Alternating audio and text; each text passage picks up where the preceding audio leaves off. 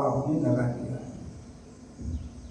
हंस कहते हैं, हंस नाम का पक्षी होता है और वो पक्षी क्या करता है, उसकी लंबी लंबी उड़ान होती दूर दूर। अमेरिका आदि से गर्मी के दिनों में हंस लोग मानसरोवर आ जाते हैं, इतना लंबा वो हंस होता। इसलिए हंस ये जीव को कहा क्योंकि अनादि काल से ये जीव वासनावश हो रहा है, कभी मनुष्य खानी में, कभी पशु खानी में, कभी और भी कृमि कीट आदि खानियों में उड़ रहा है। वर्तमान में भी ये जिंदगी जी रहा है, या हम जिंदगी में भी उड़ रहे हैं। हम एक जगह बैठे पर हमारा मन कहाँ कहाँ उड़ रहा है। इसलिए उड़ने वाले प्राणी का नाम है हंस। दूसरे नंबर में हंस है दूध और पानी को अलग अलग कर देता है। इसी प्रकार से हंस ये जीव है, ये सत्य और असत्य की परख करता है।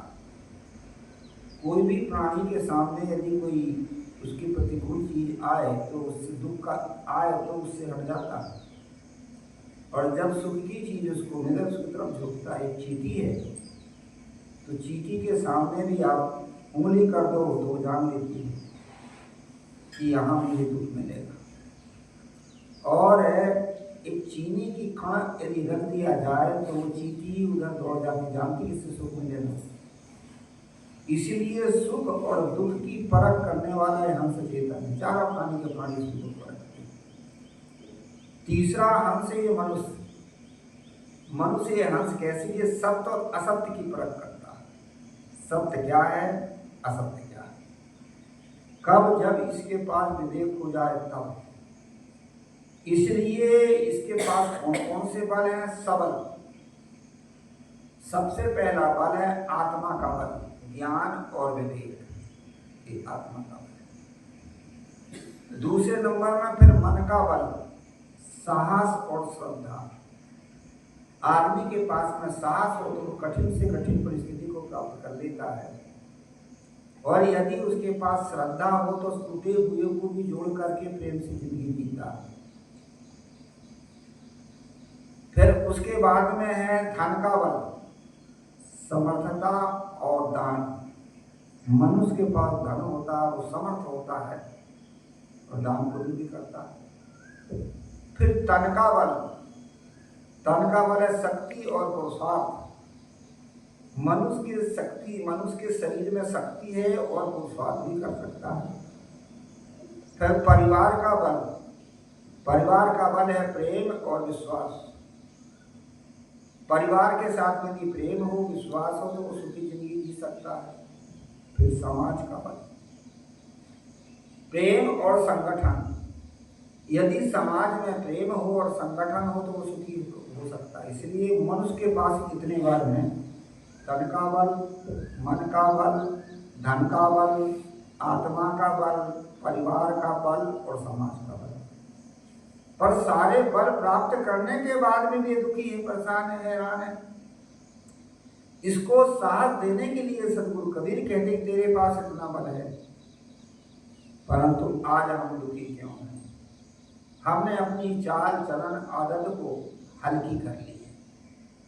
हल्की का अर्थ होता है अपनी कीमत नहीं समझते, हम दूसरे की कीमत समझते हैं। मैं कुछ नहीं जानता, मेरे से कुछ नहीं हो सकता, करवाने वाला कोई अलग है, या मेरा परिवार ही मेरा सहयोग है, समाज ही मेरा है और वस्तु मेरी है। इसलिए हम दूसरे के आधार पर जिंदगी जी रहे हैं, आत्मबल और विवेक बल से। बड़ा सुंदर एक सूरदास जी का पद है, अपबल तपबल बाहुबल, चौथा बल है दाम, सूर किशोर कृपा से संबल हारे को है नाम। इस सूरदास जी का पद है। उन्होंने कहा कि मैं हरि के नाम से सारे बलों को खत्म छोड़ दिया और मुझे परमात्मा का ही बल। अपबल का अर्थ था आत्मबल, तपबल का अर्थ होता तपस्या का बल, बाहुबल का अर्थ होता है शरीर की ताकत, तो अपबल तपबल बाहुबल चौथा बल है दाम, और चौथा रूप जैसे कभी बल रहता है। परंतु मैंने किशोर श्री कृष्ण की कृपा से सारे बल को और उनके नाम से मैंने छोड़ दिया हूँ। ऐसा सूरदास जी भी कहते हैं। कहने का मतलब है कि आदमी अपनी ताकत को नहीं पहचान पाता, वो दूसरे की शक्ति, दूसरे के नाम से वो अपने आप को सुखी बनना चाहता है। इसलिए आदमी सब बल होने के बाद में भी आदमी दुखी है, अशांत है। महापुरुषों के सत्संग से, ज्ञान से हमारे हृदय आत्मबल जागता है। हम मानव हैं, हम चेतन हैं, हम श्रेष्ठ हैं। जब आदमी के भीतर आत्मबल जाग जाता है तो अपने जीवन को सही और सुखी बना लेता है। इसलिए संतों की शिक्षा की जरूरत है, संतों के उपदेश की जरूरत है, महापुरुषों के संगत की जरूरत है। संतों की शिक्षा के द्वारा, संतों के सत्संग के द्वारा हमारे जीवन में जागृति मिलती है और मानव अपने जीवन को सही और सुखी बना लेता है। इसलिए ज्ञानियों का आधार चाहिए। कल के प्रसंग में मैं बता रहा था, आदमी सब जगह डरता, परिवार में रहता तो भी डरता, पता नहीं कोई मेरे से छूट ना जाए, मेरे से नाराज ना हो जाए। समाज में रहता तो भी डरता है, पता नहीं समाज मुझे अपनाएगी कि नहीं अपनाएगी। और हर चीज से डरता, परिवार से डरता है, समाज से डरता और अपने आप से भी डरता। मैं कुछ नहीं करता, मैं तो मेरे ऊपर मैं कुछ नहीं कर सकता, मेरे में ताकत नहीं। परंतु सारी शक्ति तो मनुष्य के पास है। आज जितना भी आविष्कार है, भौतिक आविष्कार कहो, चाहे आध्यात्मिक आविष्कार कहो, चाहे वैज्ञानिक आविष्कार कहो, इसका ये मनुष्य का दो है। पर मानव अपनी शक्ति को भूल करके कमजोर बना है। इसलिए सदगुरु कबीर साहब जगाते हैं, हंसा तू तो सबल था, हे हंस तुम सबल हो, पर अपनी आदत को हल्की कर दी है। डरते हो, भय खाते हो, थोड़ी सी जगह में भी जाएगा तो डरेगा। भूत है, प्रेत है, तंत्र है, मंत्र है, जंत्र है, देवी है, देवता है, भूत, क्या क्या मान्यताएं बना करके आदमी अपने फंसा है। बड़ा सुंदर एक जगह कहा कि आप ही जाल बिछाए के आप फंसे मति मंद, कहाँ रोग औषधि कहाँ कैसे मिले आनंद। अपना जाल आदमी बिछा लेता है और अपने जाल में अपने आप फंस जाता है। अब कहाँ रोग औषधि कहाँ, अब हमारा रोग काहे का है, हमारे कर्मों का है। आज हमारे जीवन में जो दुख आ रहा है, सुख आ रहा है, या ये जन्म और मरण का रोग जो लगा है, ये आएगा हमारे पूर्व कर्मों के कारण हम जन्म और मरण में पड़े हुए। ये बहुत पुराना रोग है। शंकराचार्य से किसी ने पूछा था कि को दीर्घ रोगो भव एव साधु, सबसे लंबा रोग क्या है? तो उत्तर दिया कि भाव कहिए जन्म और मरण। किम औषधम तस् विचार एव, उसकी दवा क्या है? आत्मतत्व का विचार, जो उसकी दवा है। और रोग में भी बीच बीच में जो रहता है, जैसे लंबे रोग होते ना, तो उन लंबे रोगों में बीच बीच में जो रहता है बुखार, इससे रोगी दिनों दिन कमजोर होते जाता है। इसलिए शंकराचार्य से किसी ने पूछा कि जो रोग तो है, पर रोग में ये जड़ कौन से हैं जो आदमी को कमजोर बनाते हैं? तो उन्होंने कहा कोवा जो रहा है प्रवृत्ता भी चिंता। आदमी के जन्म के साथ में जन्म मरण का रोग है, पर जड़ क्या है? चिंता, चिंता फिकर, यही तो जड़ है। आदमी कोई ना कोई चिंता करते रहता, मेरा शरीर ठीक नहीं है, मेरे पास धन नहीं है, मेरे पास परिवार तो है पर सहयोग नहीं है। जहां देखो तहां आदमी चिंता कर करके शिकायत करता है। संसार में यदि सब जगह झांको, कहीं भी आदमी निश्चिंत, निर्द्वंद या निष्फिक्र नहीं है। कहीं ना कहीं फिकर, कहीं ना कहीं चिंता, कहीं ना कहीं यही तो जोर है। और आदमी जैसे जोर में दिनों दिन दुबला पतला हो जाता है, ऐसे ही आदमी चिंता से कमजोर होता है। ये जो चिंता है ना, ये शरीर को भी कमजोर करती है और मन के आत्मबल को, शक्ति को भी घटाती है। इसलिए कहा जाता है कि खोआ जो है प्राण धता भी चिंता, प्राणी मात्र का ये जन्म मरण रूपी रोग तो है, पर प्राणी मात्र का जड़ बुखार क्या है जो आदमी को कमजोर बनाता है? चिंता। आशा और चिंता ये दोनों बहनें हैं, और ये कहां से पैदा हुई? आशा और चिंता ये दोनों बहनें कहां से पैदा हुई? लोभ और मोह। आदमी के पास लोभ है तो आशा करता है, मोह है तो चिंता करता है, मेरी चीज छूट ना जाए, मेरी चीज बगड़ ना जाए, मेरा छूट ना जाए।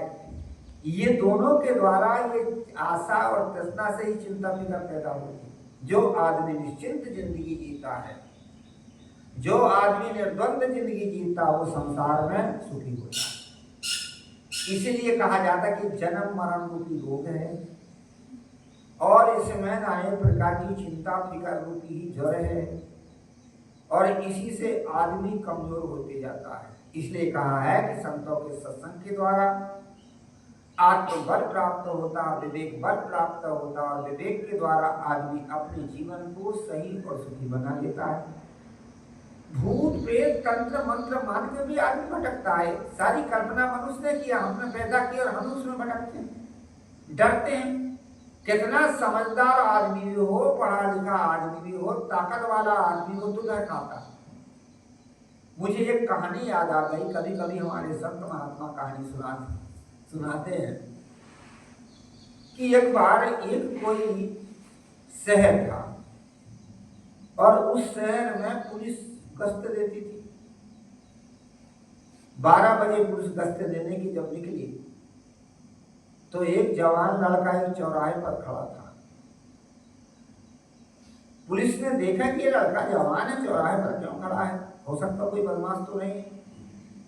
उसके पास जाकर के कहा, भाई तेरा नाम क्या है? मेरा नाम क्या? हाँ, कैसे सिंह। पुलिस ने सोचा कि कोई छत्ती का वाला है, कोई बात नहीं, आया होगा हवा खाने के लिए। फिर पुलिस दूसरे गली में गश्त देने के लिए चली गई। जब वापस 20-25 मिनट के बाद फिर पुलिस लौटी तो लड़का वहीं खड़ा था। उससे कहा, भाई तेरा नाम शेर सिंह है, पर बाप का नाम क्या है? कैसा शेर सिंह। सोचा कि कोई जो है और राजा महाराजा का लड़का है।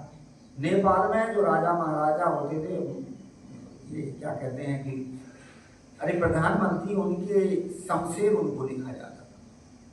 कोई प्रधानमंत्री आदि का लड़का होगा। फिर पुलिस लौट करके दूसरी गली से जब आई तो फिर लड़का खड़ा था, क्या तेरा नाम शेर सिंह, बाप का नाम शमशेर सिंह, रहते कहाँ? का शेरों वाली गली में, जहाँ ठाकुर लोग रहते वहां। तो फिर पुलिस चली गई, कोई बात नहीं, चला जाएगा। फिर पुलिस लौट के फिर वहीं आया तो लड़का वहीं खड़ा था। अरे यार तेरा नाम शेर सिंह, बाप का नाम शमशेर सिंह, और रहता है शेरों वाली गली में, घर क्यों नहीं जाता? क्या कुत्तों से डर लगता है? शेर सिंह है, शमशेर सिंह है, और कुत्तों से डरता। ऐसे ही हम सबल हैं, पर हम अपनी मान्यताओं से डरते हैं, अपनी मान्यताओं से डरते हैं, अपनी कल्पनाओं से डरते हैं, अपनी मानंदी में डरते हैं। आदमी निर्भय कहाँ है? भयभीत है। पता नहीं मेरा लड़का मेरे प्रति क्या सोचता होगा, पता नहीं मेरी पत्नी मेरे प्रति क्या सोचती होगी, पता नहीं मेरे गांव के लोग मेरी क्या समझते होंगे। हमेशा आदमी के भीतर संदेह और भय बना रहता है। इसलिए आदमी निश्चिंत नहीं रह पाता, परेशान रहता है, हैरान रहता है। मैं कभी कभी बताया करता हूं कि हमारे पास में यदि संदेह बना रहेगा तो हमारे जीवन में कभी स्थिरता और शांति नहीं रहती। पर आदमी के भीतर विश्वास नहीं होता, संदेह बना रहता। जहां प्रेम होता है और जहां विश्वास होता है वहां संदेह होता ही नहीं। जहां प्रेम और विश्वास की कमी होती वहां संदेह होता, और संदेह से ही भय पैदा होते हैं।